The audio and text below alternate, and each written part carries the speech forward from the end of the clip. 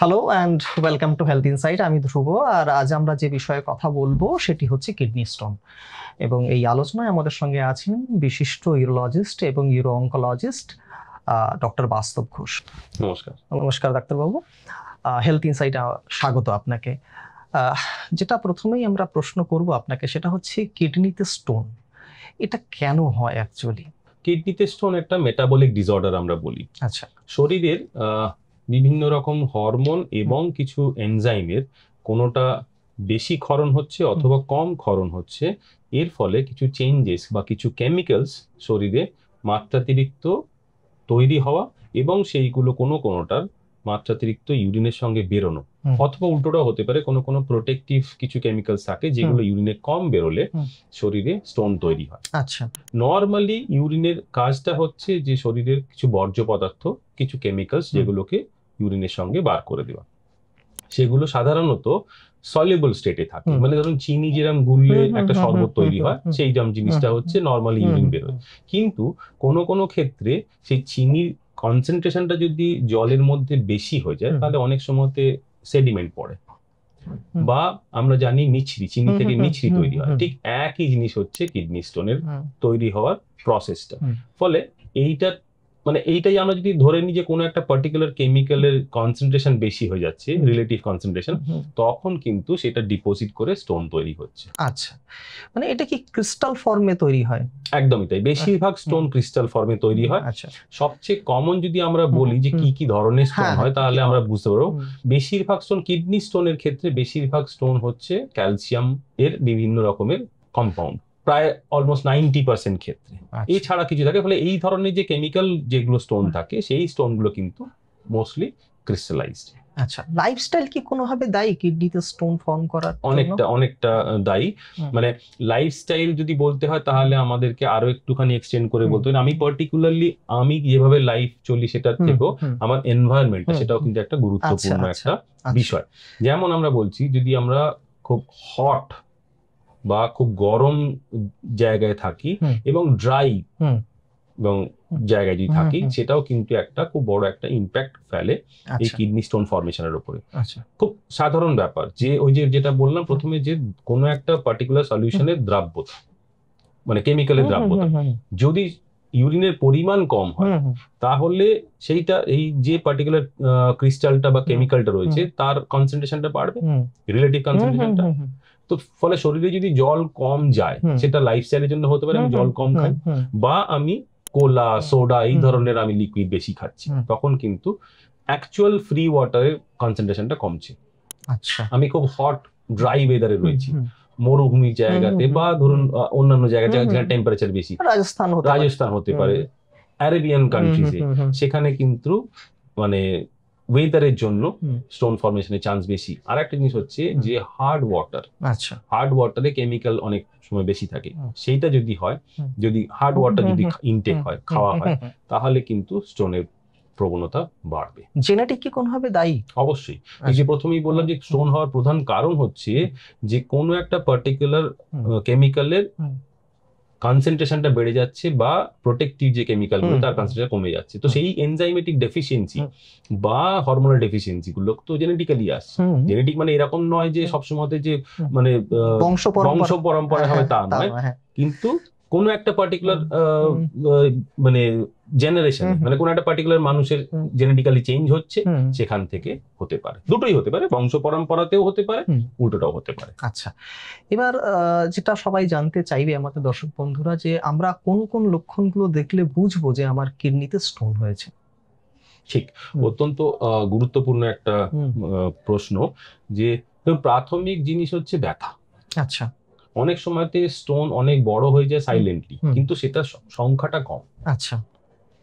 কিন্তু ব্যথাটা হচ্ছে সবচেয়ে কমন ব্যাপার। তার কারণটা হচ্ছে যে কিডনির ভেতরটা কিন্তু কিছুটা স্পেসিয়াস কম্পারেটিভলি। আচ্ছা।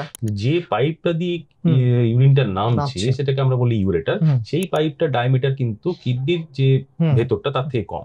ফলে একটা স্টোন যখন একটা সার্টেন সাইজে, যেটা কিনা কিডনির স্পেসটার রেসপেক্টে ছোট, সেই যখন ইউরিনারি প্যাসেজ দিয়ে নামছে তার তখন ক্ষেত্রে আটকে বড়, যাচ্ছে, এবং আচ্ছা। সে আটকাচ্ছে অথবা পুরোপুরি আটকে যাচ্ছে না, নামছে হয়তো ওই রাব করতে করতে ঘষতে ঘষতে নামছে, তখন ব্যথাটা জেনারেট হয়। আচ্ছা যে স্টোন ব্যথা দিচ্ছে সেই স্টোন অবস্ট্রাক্ট করছে, আচ্ছা কোনো একটা মানে ফ্লোটা, ইউরিন ফ্লোটাকে অবস্ট্রাক্ট করলে ব্যথা হবে, না হলে তার জন্য যদি ইনফেকশন হয়, এই দুটো কারণে কিন্তু ব্যথা হয়। আচ্ছা না যদি হয় তাহলে কিডনিতে অনেক সময় আমরা দেখি, আমরা একটা জিনিস বলি স্ট্যাগ হর্ন ক্যালকুলাস, খুব অনেক দিন ধরে গ্র্যাজুয়ালি বেড়েছে, বা ম্যাট্রিক্স ক্যালকুলাস যেটা বলি, সেই ক্ষেত্রে কিন্তু স্টোনের সাইজ অনেক বড় হয়েছে, কিন্তু সেই স্টোন কিন্তু ব্যথা দিচ্ছে না, খুব সাইলেন্টলি বড় হয়েছে, সেই কারণেই এতটা বড় হয়ে, ধরুন 3 সেন্টিমিটার 4 সেন্টিমিটার স্টোন হয়ে গেছে, কিন্তু পেশেন্ট জানেই না।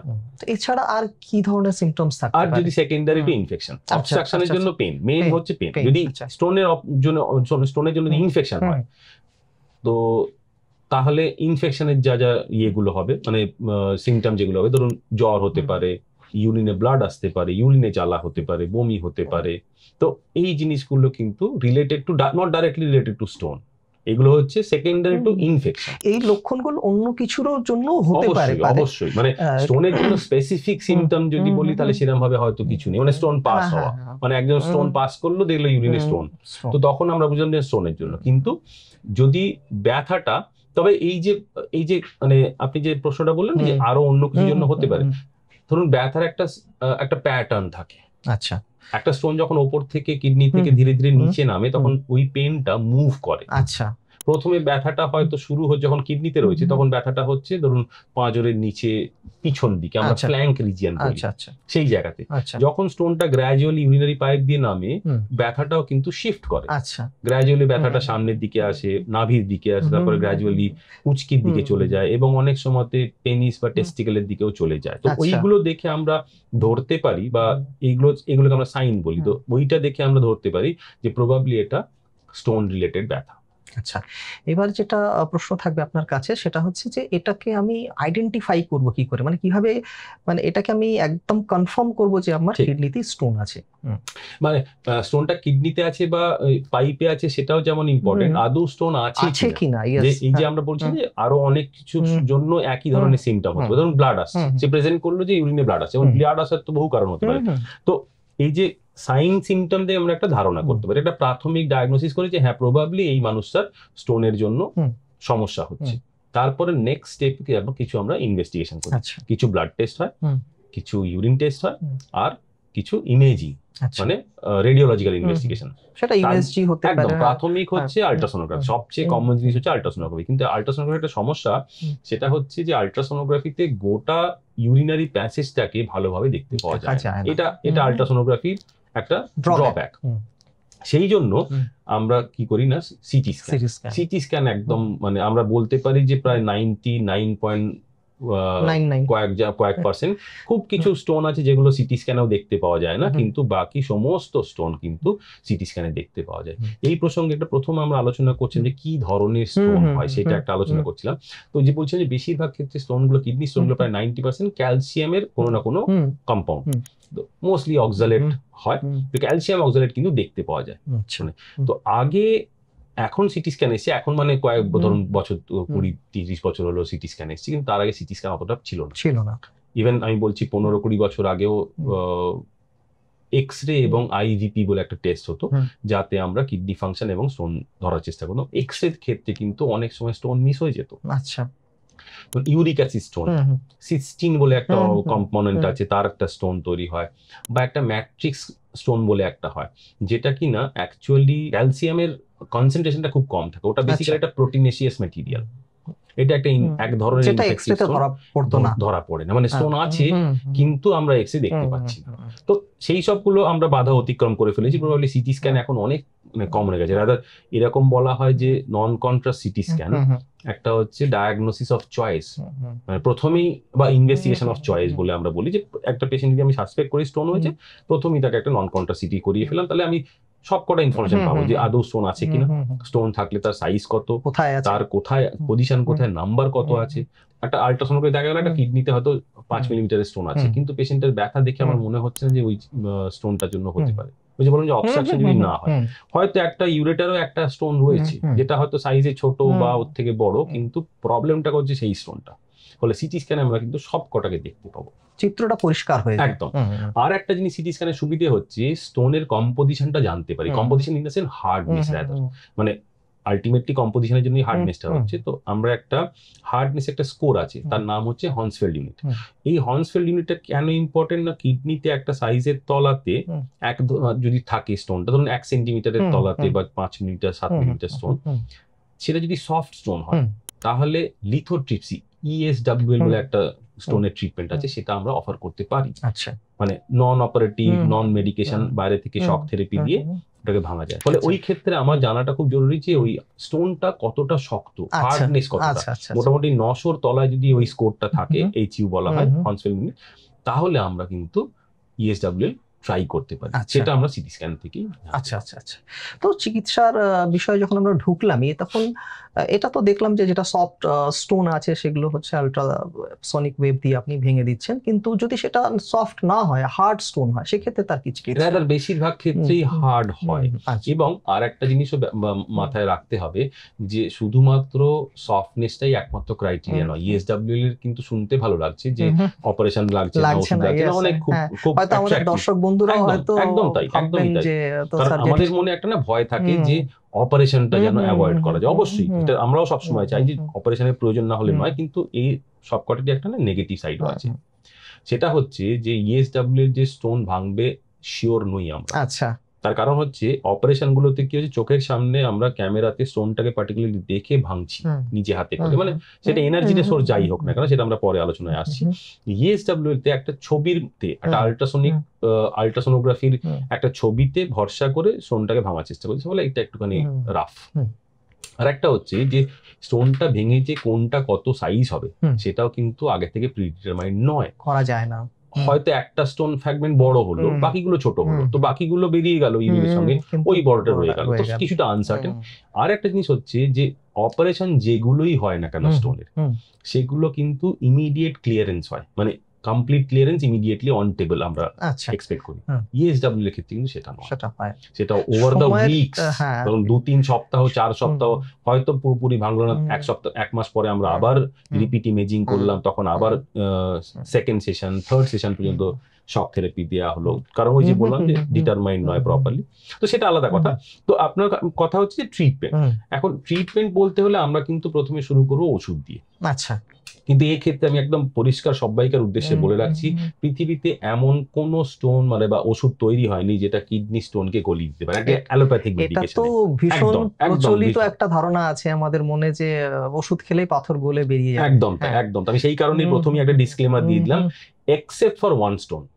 ইউরিক অ্যাসিড যে স্টোন তৈরি করে, সেই স্টোনটা কিন্তু কিছু ওষুধের ক্ষেত্রে ছোট হতে পারে, কিন্তু সেটা এরকম নয় যে রাতারাতি হবে, সেটা একটা নির্দিষ্ট টাইম আছে। তার আগে যদি মানে ইউরিনটা, ওই যে বলছিলাম প্রথমেই বললাম দ্রাব্যতা সলিউশন করার ক্ষমতা, তো ইউরিক অ্যাসিড স্টোন দেখা গেছে যে অ্যাসিডিক মিডিয়ামে স্টোন ডিপোজিট হয়। তো ইউরিনটাকে যদি আমি অ্যালকালাইজ করে দিই, অ্যালকালাইজ বলতে কমনলি আমরা সব যেগুলো অ্যাসিড আর তার অপোজিট ক্ষার, একদম ক্ষারক, মানে ক্ষার যদি করে অ্যালকালাইজ যদি করে দেবে ইউরিনটাকে, তাহলে ইউরিক অ্যাসিড স্টোন কিন্তু ধীরে ধীরে গলে যাবে।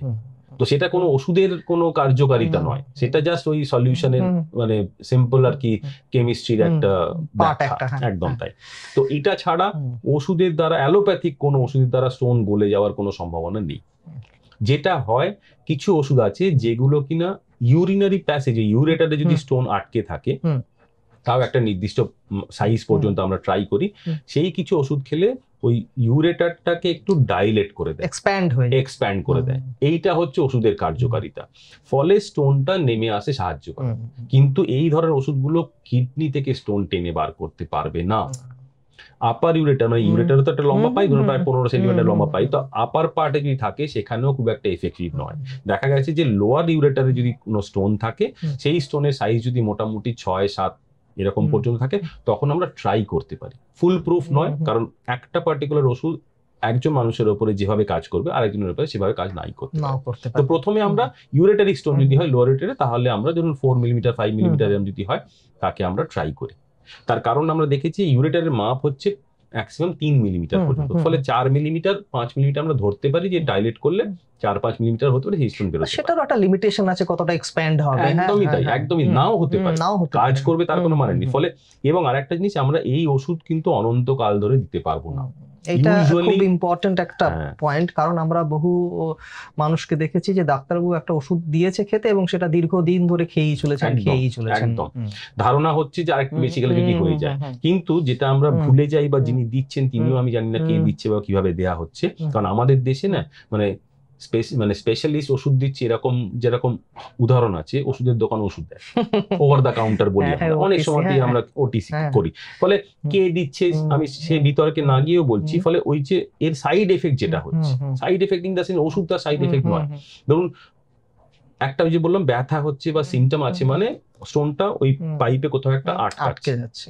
ফলে এই যদি আটকাচ্ছে মানে কিডনির উপরে একটা প্রেসার পড়ছে, আপনার যে রেচন পদার্থ বর্জ্য পদার্থ সেটা সেগুলো জমছে এবং ইভেনচুয়ালি একটা সময় পর আপনার কিডনিটাও নষ্ট হয়ে যেতে পারে। একদম ঠিক এইখানেই আমি আসতে চাইছি যে এই ওষুধগুলো মোটামুটি দেখা গেছে, মানে তো আর আমার কথা নয়, সারা পৃথিবীতে স্টাডি হয়েছে বিভিন্ন রকমের, তাতে দেখা গেছে যে 15 দিন পর্যন্ত আমরা এই ওষুধ দিতে পারি।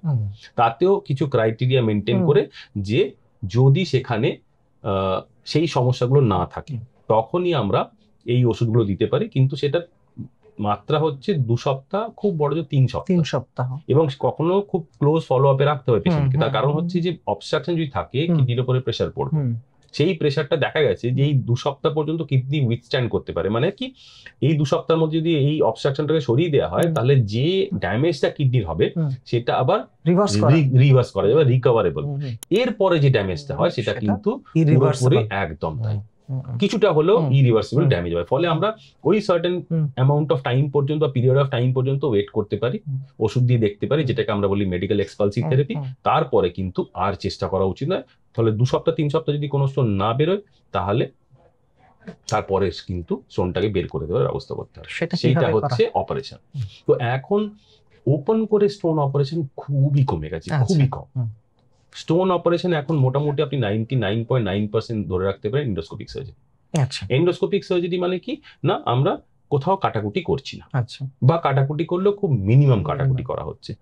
তো বেশিরভাগ স্টোন অপারেশন এখন হয় নর্মাল মূত্রনালী দিয়ে, ইউরিনারি যে প্যাসেজ সেখান দিয়ে, মানে এক্সট্রা ফুটওয়ার করতে হচ্ছে ন্যাচারাল অরিফিস যেখানে আছে সেইখান দিয়ে ইনস্ট্রুমেন্ট গুলো যাচ্ছে, গিয়ে বেশিরভাগ স্টোন এখন লেজার দিয়ে আমরা ট্রিট করি। লেজারের কিছু বেনিফিট ডেফিনেটলি আছে। আগে ওই স্টোন ভাঙার জন্য নিউমেটিক লিথোট্রিপসি ইউজ করতাম আমরা, তো তার বদলে এখন আমরা লেজার দিই। লেজার অনেকটাই সেফ, আর এছাড়াও আরো কিছু বেনিফিটও আছে। ওখানে মানে স্টোন ভাঙতে হলে ধাক্কা মারতে হবে, তো সেইটা ধাক্কা মারতে হলে সেই এনার্জিটা যদি ইউরেটারে মানে ওই অন্য জায়গায় চলে যায়, ওই প্রেসার ট্রান্সফার যদি যায় তাহলে সেটা ড্যামেজ হবে। তাছাড়া যদি ধাক্কা মারা স্টোনটা পালিয়ে যেতে পারে অন্য জায়গায়। তো সেই সব জিনিসগুলো কিন্তু লেজারের ক্ষেত্রে অনেক কন্ট্রোল হবে না বলবো না, কিন্তু অনেক কন্ট্রোল। তো ফলে আর এখন ইনস্ট্রুমেন্টের অনেক ইমপ্রুভমেন্ট হয়েছে। আগে যেরকম যত মোটা ইনস্ট্রুমেন্ট পাওয়া যেত, এখন অনেক মিনিয়েচারাইজ সরু ইনস্ট্রুমেন্ট পাওয়া যায়। এবং আরেকটা জিনিস আমরা ইউজ করি সেটা হচ্ছে ফ্লেক্সিবল ইউরেট্রোস্কোপ। মানে একটা ইনস্ট্রুমেন্ট যেটা আগে রিজিড বা সেমি রিজিড হতো, সেইটার এখন টিপটাকে আমরা বাঁকাতে পারি ইচ্ছে মতন একদম। কিডনির ভেতরটা না মানে সোজা নয়, ইউরেটারি পাইপটা সোজা, কিডনির ভেতরটা এরকম একটা প্রকোষ্ঠের মতো। ফলে একটা স্টোন যদি এইখানে থাকে, আমি যদি এখান দিয়ে যাই তাহলে আমাকে বেঁকিয়ে যেতে একদম, আগে সোজা ইনস্ট্রুমেন্ট হলে আমি এখানে যেতে পারবো, হয়তো চেষ্টা করে এখানে, কিন্তু এই জায়গাগুলোতে আমি পৌঁছতে পারবো না। ফলে আমার ইনস্ট্রুমেন্ট যদি বাঁকে তাহলে আমি কিন্তু কিডনির বিভিন্ন অংশে পৌঁছে গিয়ে সেখানে লেজার দিয়ে স্টোনটাকে ভাঙতে পারবো। এই বেনিফিটটা কিন্তু আমরা এখন পেয়েছি। তবে সেক্ষেত্রেও কিছু কিছু প্রতিবন্ধকতা থাকে, যে হয়তো পুরোটাই যে দিতে হবে তার কোনো মানে নেই, হয়তো সাইজ ক্রাইটেরিয়া আছে, তার হয়তো বেশি বড় স্টোন হলে আমরা করতে পারবো না। তো সেক্ষেত্রে যদি এখান থেকে না হয় তখন নেক্সট স্টেপ আমরা যেটা করি, ডাইরেক্টলি শরীরের পিছনের ভাগ দিয়ে মানে পিঠের কাছাকাছি দিয়ে কিডনির ভিতরে ডাইরেক্টলি পৌঁছই। সেটাকে পারকিউটিনাস অ্যাপ্রোচ করে, মানে পারকিউটিনাস মানে চামড়া দিয়ে আমরা কিডনির ভেতরে যাচ্ছি। তো PCNL, micro PCNL, mini PCNL, park বিভিন্ন নামে ডাকা হয়। ব্যাপারটা হচ্ছে যে আমরা ডাইরেক্টলি চামড়া ভেদ করে ওই ইমেজের গাইডেন্সে কিডনির ভেতরে পৌঁছলাম, সেখানে গিয়ে স্টোনটাকে ভেঙে দিলাম। সেটা এনার্জি সোর্স যাই হোক, লেজার হতে পারে, লিথোট্রিপসি হতে পারে, সেইগুলোকে বার করে দিলাম। তবে এইটা RIRS যেটা প্রথমে বলছিলাম তার থেকে কিছুটা বেশি হয়তো রিস্কি, তার কারণ কিডনি খুব ভ্যাসকুলার অর্গান। তো যদি আমরা কিডনিতে ফুটো করি তাহলে একটা ব্লিডিং হওয়ার সম্ভাবনা থাকে, তো স্বাভাবিক। তো যদিও সেটা কন্ট্রোল, বাট স্টিল রিস্কের দিক থেকে এটা বেশি কিছুটা। এছাড়া যদি খুব বড় স্টোন হয় তখন অনেক সময়তে আমরা ল্যাপারোস্কোপির কথা ভাবি। আচ্ছা, ল্যাপারোস্কোপি সাধারণত কিডনির ক্ষেত্রে করা হয় না, লিমিটেড ক্ষেত্রে করা হয়, খুব স্পেসিফিক ইন্ডিকেশন, হয়তো ইউরিনারি পাইপে খুব বড় স্টোন আমি দেখতে পাচ্ছি যে আমি যদি লেজারে করতে যাই অনেকক্ষণ সময় লাগবে বা ইনজুরি হওয়ার চান্স আছে, তখন আমরা সেই পার্টিকুলার স্পেসিফিক ক্ষেত্রে করতে হয় যে ল্যাপারোস্কোপিতে। বা যদি কোনো আরো কোনো কমপ্লিকেটিং ফ্যাক্টরস রয়েছে, মানে ধরুন কোথাও একটা ইউরিনারি পাইপে ন্যারোইং আছে, আমাকে স্টোনের সঙ্গে সেটাকেও ট্রিট করতে হবে। বা কিডনিতে কোথাও একটা আছে, কিডনিতে কোথাও ন্যারোইং আছে, সেটাকেও স্টোনের সঙ্গে একসাথে ট্রিট করতে হবে। সেক্ষেত্রে আমরা ল্যাপারোস্কোপির মাধ্যমে সেই অনুযায়ী, এই পার্টিকুলার কেস অনুযায়ী আমরা করি। সেটা কম, সেটা অবশ্যই পরিমাণ অনেক, মেজরিটি হচ্ছে এন্ডোস্কোপিক সার্জারি, লেজার সার্জারি, এটা হচ্ছে এখন আপনার মেইনস্টে।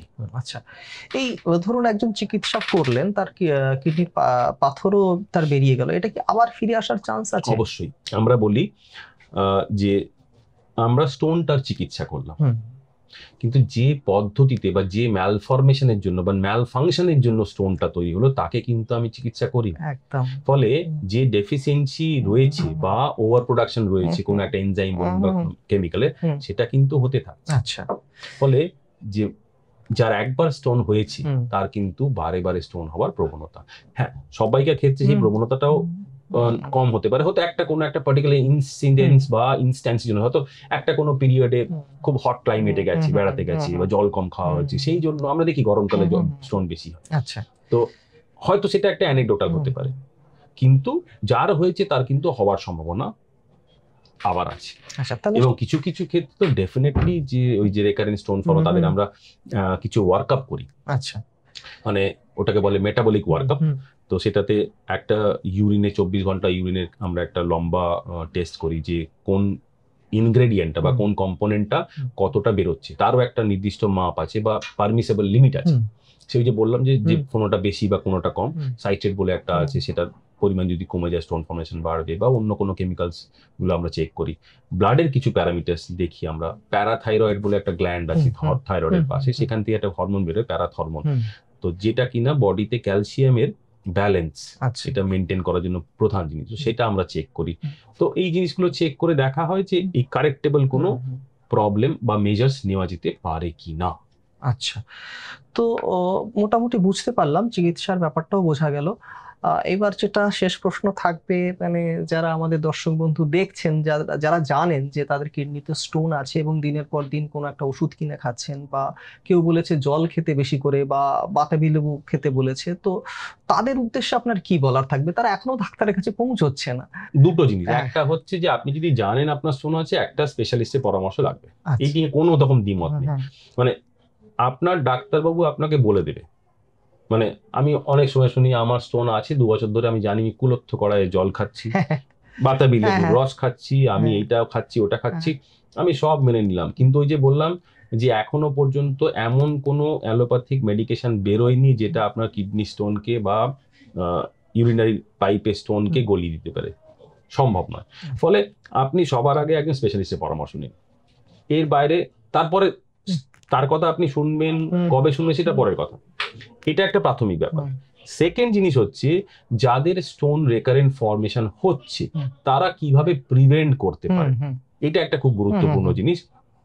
আমি বলছি আজকেই সকালবেলা একজন খুব ইয়াং কাপল আমার কাছে এলো, ছেলেটির বয়স মানে 25, মেয়েটির বয়স 23, তাদের প্রেগন্যান্সি নিয়ে সমস্যা হচ্ছে, তার কারণটা হচ্ছে রেকারেন্ট স্টোন ফর্মেশন। আচ্ছা, মানে তার জন্য প্রেগন্যান্সি রিলেটেডও ইস্যু হতে পারে। তার কারণটা হচ্ছে যে ওকে কোনো ট্রিটমেন্ট দিতে হলে প্রেগন্যান্সি ক্ষেত্রে সেটা নেতিবাচক প্রভাব পড়তে পারে, সেটা একটা খুব ইম্পর্টেন্ট ব্যাপার। এবং তাদের খুব প্রেশাস প্রেগন্যান্সি, বার দুয়েক তাদের মিসক্যারেজ হয়ে গেছে, তো সেই জন্য তারা খুব ওয়ারিড।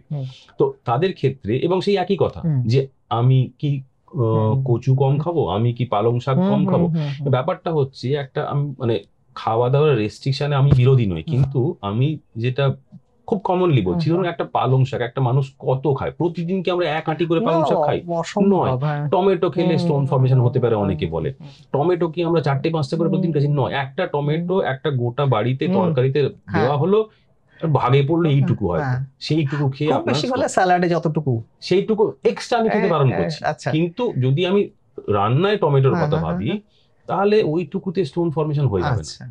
হতে পারে কোথায়? যদি জল কম খাই, যেটা আমার হাতে আছে। ফলে যদি মেডিকেলি প্রহিবিটিভ না হয়, ধরুন কারো হার্টের সমস্যা, তাকে আমি জল বেশি খেতে বলতে পারবো না। কিডনি ফেলিয়ার আছে, তাকে আমি স্টোন মানে জল বেশি করে খেতে পারবো না। কিন্তু যদি কারোর মেডিকেল প্রবলেম জল খাওয়ার নিষেধ না থাকে, তাহলে অ্যাটলিস্ট আমাদের এই গ্রীষ্মপ্রধান দেশে অ্যাটলিস্ট 3 লিটার 3.5 লিটার জল খাওয়া দরকার গরমের দিনে। শীতকালে হয়তো একটু কমতে পারে। তো জল খেলে যেটা হবে, যে প্রথমে আমরা যেটা আলোচনা করলাম, যে ওই সলিউশন থাকবে, ক্রিস্টালাইজ হবে, কমে যাবে এবং রিলেটিভ কনসেন্ট্রেশনটা কমবে। স্টোন যদি ফরমেশনও হয় তাহলে সেটা তাড়াতাড়ি ধুয়ে বেরিয়ে যাবে, কারণ আলটিমেটলি তো একটা ছোট দানা থেকে শুরু হচ্ছে, তারপরে বড় হচ্ছে সেটা। তো ছোট অবস্থাতেই বেরিয়ে দিয়ে আমার ঝামেলা কম, এবং জল বেশি খেলে ওই ক্রিস্টালাইজেশনটারও চান্স কম। ফলে বাকি জিনিস আপনি যা করছেন করুন, জলটা বেশি করে খান প্রিভেনশনের ক্ষেত্রে। যদি আপনার ডাক্তার ডিটেক্ট করে যে কোনো একটা স্পেসিফিক প্রবলেম আছে, তার জন্য ওষুধ খাচ্ছেন বা তার জন্য কোনো ট্রিটমেন্ট হচ্ছে, সেটা আলাদা স্বতন্ত্র ব্যাপার। কিন্তু বাকি জনসাধারণের জন্য, যাদের এখনো স্টোন হয়েছে বা হয়নি, জলটা বেশি খেলে স্টোন মানে সিমটোম্যাটিক স্টোন তৈরি হওয়ার সম্ভাবনাটা কমবে। থ্যাংক ইউ ডাক্তারবাবু, এত সুন্দর একটা আলোচনা আমাদের উপহার দেওয়ার জন্য। Thank you. তো আমাদের যারা দর্শক বন্ধুরা যারা দেখলেন আমাদের এই এপিসোডটি, এটা নিয়ে যদি আপনাদের কোনো প্রশ্ন থাকে, কোয়ারিজ থাকে, আপনারা অবশ্যই কমেন্ট বক্সে লিখে জানাতে পারেন। আর যারা এখনো পর্যন্ত আমাদের চ্যানেলটি সাবস্ক্রাইব করেননি, তারা করে রাখুন, কারণ আমরা নিয়মিত বিভিন্ন হেলথ বিষয়ক বিষয় নিয়ে আলোচনা করি, এবং যেগুলো দেখলে আপনারা যেমন অনেক কিছু জানতেও পারবেন এবং উপকৃতও হবেন। আজ এই পর্যন্তই, আবার দেখা হবে অন্য কোনো দিন অন্য কোনো এপিসোডে। নমস্কার। নমস্কার।